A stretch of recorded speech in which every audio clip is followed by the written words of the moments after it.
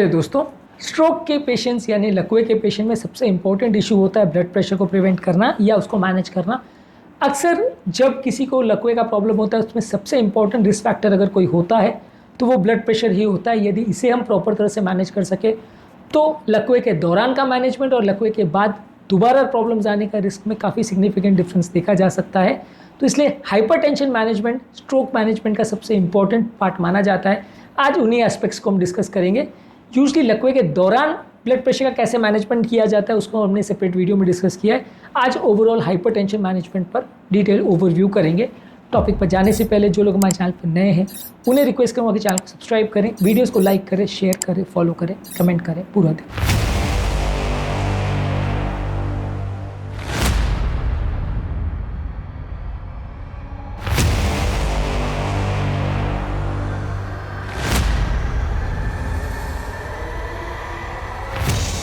आज का टॉपिक हर उस पेशेंट के लिए इंपॉर्टेंट है जिनको या तो ब्लड प्रेशर का प्रॉब्लम है या लकवे का प्रॉब्लम है या उसका रिस्क है। ये उनको काफ़ी हद तक गाइड करेगा कि ब्लड प्रेशर लकवे के पेशेंट्स में कैसे मैनेज करता है। इसलिए टॉपिक बहुत ज़्यादा इंपॉर्टेंट है, इसे एंड तक देखिएगा। चलिए शुरू करते हैं इंपॉर्टेंट वीडियो। सबसे पहले आपको हाइपरटेंशन को प्रिवेंट करना है, क्योंकि हाइपरटेंशन प्रिवेंशन जो है ये लकवे को कम करने के लिए सिंगल मोस्ट इंपॉर्टेंट इशू माना जाता है। इसको कम करने के लिए आप नमक को कम रखिए। नमक को कम रखना सिंगल मोस्ट इंपॉर्टेंट चीज़ माना जाता है जो ब्लड प्रेशर कंट्रोल में मदद करता है। इसके अलावा सैचुरेटेड फैट्स को कम रखिए, फल ज़्यादा लीजिए, सब्जी ज़्यादा लीजिए, फाइबर वाली चीज़ें ज़्यादा रखिए, रेगुलर एक्सरसाइज करिए, बॉडी वेट को कंट्रोल रखिए, अल्कोहल को कम रखिए, स्मोकिंग को कम रखिए। और ये सारी चीज़ों को करने से बॉडी का स्ट्रोक होने का चांस कंपैरेटिवली कम हो जाता है। Dietary approaches to stop hypertension पर हमने ऑलरेडी डिटेल वीडियो किया जहाँ पे हमने हाइपरटेंशन मैनेजमेंट में क्या क्या चीज़ें यूज़ होती है उस पर बात की है। तो लकवे को अगर आपको प्रिवेंट करना है तो डाइटरी मॉडिफिकेशंस सारी आपको करने की आवश्यकता है। इनको डिटेल में हमने ऑलरेडी वीडियोज़ में डिस्कस किया है। इसके अलावा आपको मेडिसिन लेने की ज़रूरत है। ये मेडिसिन लेने से आप अपने ब्लड प्रेशर लेवल्स को कंट्रोल कर सकते हैं, पर आइडियली ये मेडिसिन आपको उसी लेवल पर लेके रखनी चाहिए या उस लेवल तक लेके रखनी चाहिए जो आपके ब्लड प्रेशर लेवल्स को नॉर्मल लेके आए। कई लोग का क्या होता है कि वो मेडिसिन को बहुत अंडर यूज़ करते हैं, रैंडमली यूज़ करते हैं, कभी यूज़ करते हैं कभी नहीं, कभी डोजेज मिस करते हैं। यदि इस तरह की आप कोई भी हरकतें करेंगे तो ब्लड प्रेशर का कंट्रोल बिगड़ेगा, लॉन्ग टर्म प्रॉब्लम्स होने के चांस बढ़ेंगे। तो इसलिए ब्लड प्रेशर को जब भी आप दवा ले रहे हैं मिस नहीं करना है। डोज मिस करेंगे तो ब्लड प्रेशर फ्लक्चुएट करेगा और लकवे का रिस्क बढ़ जाएगा। लकवा ज़्यादातर उस टाइम पे होता है जब आप दवाइयाँ मिस करते हो, क्योंकि उस दिन बीपी शूट अप नहीं होता, ओवर शूट हो जाता है।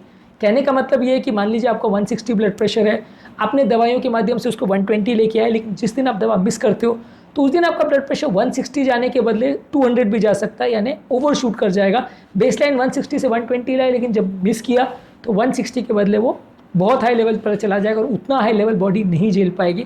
इसलिए सबसे ज़्यादा लकवा तब होता है। इसलिए दवाइयों को ऑल्टरनेट डे लेना या मिस करना या इस तरह की कोई भी चीज़ें मत करिए। कभी ले रहे हैं, कभी नहीं ले रहे, कभी भूल गए, ये सारी चीज़ें करने से लकवे का रिस्क उल्टा कई गुना बढ़ जाता है। तो इसे बहुत ध्यान रखिए और दवाइयों को लेके एक normal blood pressure level maintain करिए। दवाइयों के साथ लाइफस्टाइल मॉडिफिकेशन भी करते रहिए। अगला इंपॉर्टेंट चीज़ है ब्लड प्रेशर को रेगुलरली मॉनिटर करते रहिए। यदि आपको लकवा है या होने का चांस है तो ब्लड प्रेशर की कितनी आप दवा ले रहे हैं, वो कितनी इफेक्टिव है, आपका ब्लड प्रेशर सही कंट्रोल हो रहा है या नहीं, ये आपको प्रॉपरली मैनेज करना आवश्यक है। यदि आप इसको नहीं कर पाते हैं तो आपका ब्लड प्रेशर लेवल्स बिगड़ेगा और लकवा या तो ऑलरेडी हो चुका है या दोबारा होने का चांस हो जाएगा। तो इसलिए आपको ब्लड प्रेशर की मॉनिटरिंग करते रहना है। अब बात आती है कि लकवे के दौरान कैसे मैनेज किया जाए ब्लड प्रेशर को। लकवे के दौरान ओवरली अग्रेसिव ब्लड प्रेशर को कम करना सही नहीं होता। इसका कारण ये है कि लकवा जब होता है तो ब्रेन का एक तरह से प्रेशर थोड़ा अंदर का बढ़ जाता है और ब्रेन में नॉर्मली ब्लड ब्रेन बैरियर के थ्रू एक ग्रेडियंट होता है जिसके कारण से नलियों से ब्लड ब्रेन के अंदर आता है, यानी कि जो दीवार है उसके थ्रू एक प्रेशर ग्रेडियंट रहता है।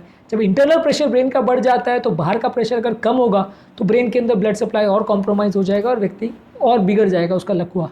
तो वैसे केसेस में आप ब्लड प्रेशर को थोड़ा हायर साइड पे मेंटेन करने की कोशिश करते हो, क्योंकि दवाइयों के माध्यम से भी आपको ब्लड प्रेशर बहुत कम नहीं करना है। बॉडी खुद ये ब्लड प्रेशर को बढ़ा रही है ताकि वो परफ्यूजन ग्रेडियंट मेंटेन रहे और ब्रेन में ब्लड आता रहे। ब्लड अगर कम हो जाएगा ब्रेन का तो बाकी हिस्सों में भी लकवा हो जाएगा। तो ये ब्लड प्रेशर का जो ग्रेडियंट बॉडी बढ़ा रही है उसको आपको कम बहुत जल्दी नहीं करना है। अगर करना भी है तो बहुत स्लोली करना है ताकि ब्रेन को एडजस्ट करने का टाइम मिल जाए। अब अगर मान लीजिए लकवे के पेशेंट में आपको 200-250 ब्लड प्रेशर मिल रहा है तो आप थोड़ा तो उसको कम करोगे, लेकिन उसको आप कम करके 220 से 120 नहीं लाओगे। आप 220 से 170-180 पे लाके छोड़ दोगे और फिर जैसे जैसे पेशेंट इंप्रूव होगा, ब्रेन का प्रेशर कम होगा, तब आप धीरे धीरे करके ब्लड प्रेशर को कम लाओगे।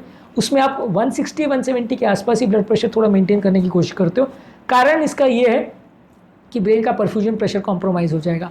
इसके और क्या डिटेल्स है और एक्यूट स्ट्रोक में ब्लड प्रेशर को कैसे मैनेज करते हैं उस पर एक सेपरेट वीडियो हमने किया, जो कि आप हमारे चैनल पर देख सकते हैं। इसके अलावा अब बात आती है सेकेंडरी स्ट्रोक प्रिवेंशन का। यदि एक बार किसी को लकवा हो गया तो उसको लाइफ टाइम रेगुलर दवा लेते रहना पड़ेगा, रेगुलर ब्लड चेकअप करता रहना पड़ेगा, blood pressure proper monitoring life time वो मेंटेन करेगा तो दोबारा लकवा होने का चांस कम रहेगा। बाकी चीज़ों से या बाकी लाइफस्टाइल मॉडिफिकेशन करने से जितना फ़ायदा होता है उस सब के कंपैरिजन में बीपी कंट्रोल सबसे इंपॉर्टेंट चीज़ माना जाता है लकवे के पेशेंट में। जिस तरह से हार्ट के पेशेंट में कोलेस्ट्रॉल कंट्रोल सबसे ज़्यादा इंपॉर्टेंट रिस्क फैक्टर माना जाता है, वैसे ही स्ट्रोक के पेशेंट में ब्लड प्रेशर को सबसे इंपॉर्टेंट रिस्क फैक्टर माना जाता है। और ज़्यादातर पेशेंट का सर्वाइवल या दोबारा स्ट्रोक होना सबसे ज़्यादा बीपी पर डिपेंड करता है। बाकी चीज़ें ठीक है उसके साथ करनी है, बीपी के अलावा आपको शुगर कोलेस्ट्रॉल सब कंट्रोल करना है, लेकिन बीपी को सबसे इंपॉर्टेंट माना जाता है लकवा के पेशेंट के लिए। इसके अलावा ओवरऑल मल्टी डिसिप्लिनरी अप्रोच होना चाहिए जिसमें आप ब्लड प्रेशर को मैनेजमेंट, हार्ट का मैनेजमेंट, किडनी का मैनेजमेंट, स्ट्रोक का मैनेजमेंट सारा चीज़ को एक साथ कर सके ताकि सारे डॉक्टर्स का पेशेंट को ओपिनियन मिल सके और उनके ट्रीटमेंट का पेशेंट को फ़ायदा मिल सके। और लास्ट में ज़रूरी है पेशेंट को प्रॉपरली एजुकेट करना कि दवाइयाँ उसके लिए क्यों ज़रूरी है, कितने डोज पे लेना है, दवाओं के साइड इफ़ेक्ट्स क्या है, मॉडिफिकेशन क्या है, कौन कौन सी बातों का ध्यान रखने की ज़रूरत है, फॉलोअप के क्या इंपॉर्टेंस है, लकवे के मैनेजमेंट में और क्या चीज़ों का इंपॉर्टेंस है। ये सारी ही चीज़ें आपको पेशेंट से डिस्कस करते रहना है, पेशेंट को एजुकेट करते रहना है ताकि वो दोबारा से लकवे के चक्कर में ना पड़े। आज के टॉपिक में हमने बात करी लकवों के पेशेंट में हाई ब्लड प्रेशर का मैनेजमेंट कैसे किया जाता है लॉन्ग टर्म बेसिस पे। शॉर्ट टर्म मैनेजमेंट पर हमने एक सेपरेट वीडियो किया, उससे भी ज़रूर चेकआउट करिए। टॉपिक एंड करने से पहले जो लोग हमारे चैनल पर नए हैं उन्हें रिक्वेस्ट करूँगा कि चैनल को सब्सक्राइब करें, वीडियोज़ को लाइक करें, शेयर करें, फॉलो करें, कमेंट करें, पूरा